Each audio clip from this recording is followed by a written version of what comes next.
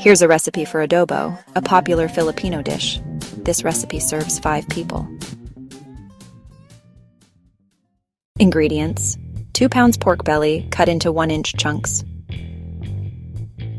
4 cloves garlic, peeled and left whole. 1 large red onion, cut into wedges. 1/3 cup soy sauce. 1/3 cup vinegar. 1 cup water. 2 bay leaves.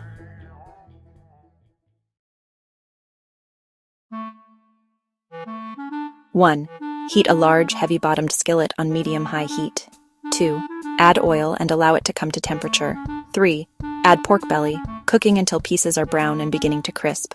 4, add garlic, red onion, shoyu, vinegar, and water. 5, simmer on medium and add bay leaves and black peppercorns. 6, allow to simmer for about 30 minutes or until pork belly is tender and the sauce has reduced by 1/3. 7, serve with rice.